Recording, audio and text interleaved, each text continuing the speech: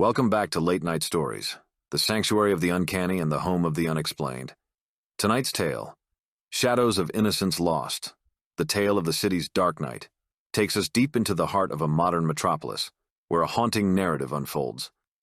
This is not just a story, but an exploration into the darkest corners of human nature, where the line between right and wrong is obscured by shadows. In this episode, we delve into the chilling journey of Alex, Jordan, and Mia.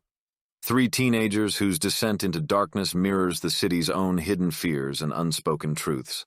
As the night envelopes the city, their story reveals the disturbing realities lurking beneath the surface of everyday life.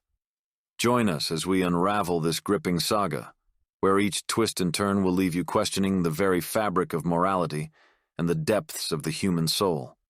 This is Late Night Stories, where the night is never just darkness but a canvas for the most compelling and eerie tales. Prepare to be captivated as we step into the shadows of Innocence Lost. Shadows of Innocence Lost, the tale of the city's dark night. In the somber twilight of a modern city, a chilling tale unfolds, one that delves into the darkest corners of adolescent psyche. Three teenagers, bound not by friendship but a morbid curiosity, step beyond the realm of normalcy into a world where their actions become a macabre echo of their troubled minds. Their story, a harrowing journey from innocence to infamy, begins on an unassuming evening, as the city's heartbeat pulsates unaware of the horror that's about to unfold.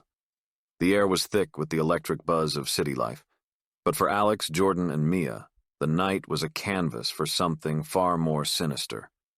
Alex, the de facto leader, was a charismatic enigma, his charm masking a deeply rooted nihilism. Jordan, a follower by nature, found in Alex a voice for his own inner turmoil. And Mia, the outlier, was drawn to the duo by a mixture of fascination and fear. Together, they embarked on a twisted odyssey, one that started with small acts of vandalism, but quickly escalated into something far more grave. As the night grew darker, so did their intentions. The city, a labyrinth of shadows and secrets, became their playground. It was in an abandoned warehouse that their true nature unfurled.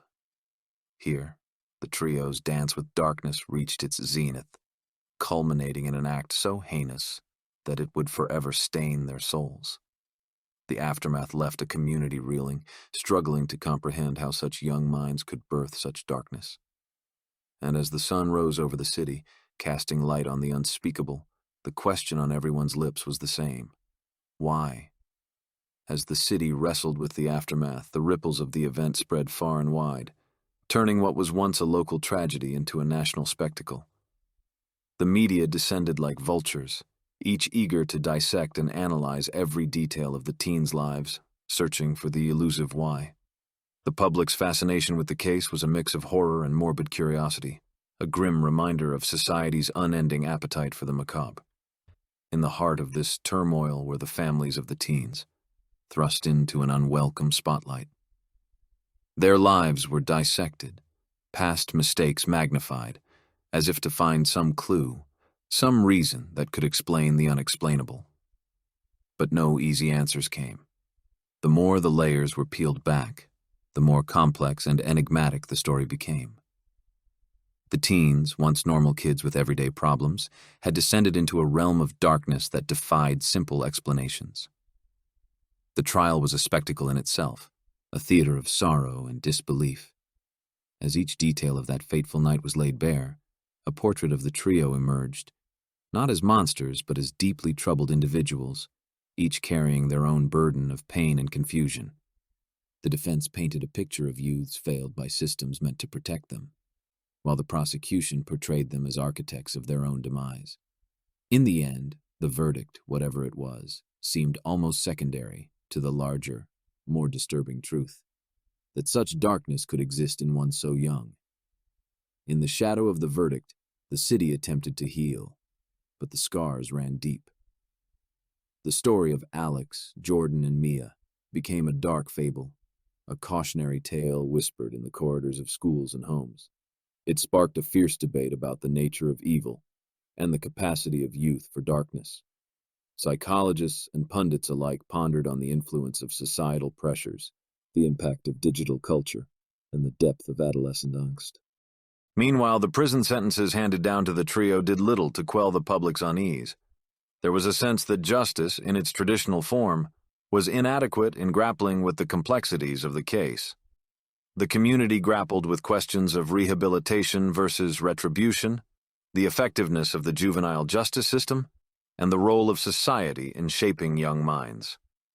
The echoes of the tragedy reverberated, inspiring movements for mental health awareness and youth support systems.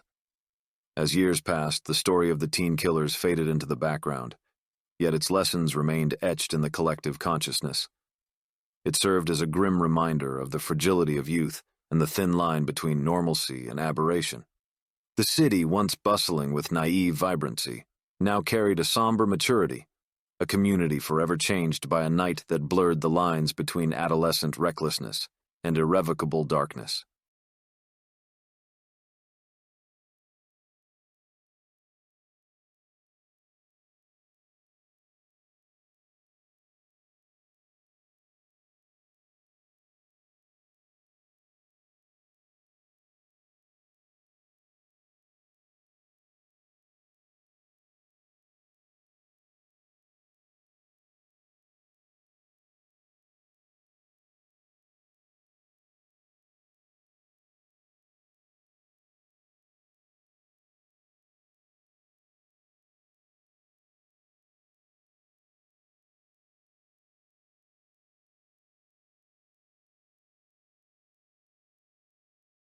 As the final chapter of Shadows of Innocence Lost, the tale of the city's dark night, closes, we are left to ponder the profound reverberations of this harrowing saga.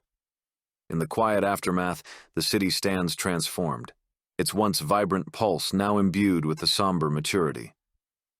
The story of Alex, Jordan, and Mia, a haunting echo in the corridors of time, serves as a stark reminder of the delicate interplay between youth and darkness, between societal influence and personal choice. In this tale, where the ordinary morphed into the extraordinary, we are compelled to reflect on our own perceptions of right and wrong, on the complexities of the human soul, and on the fragile nature of innocence.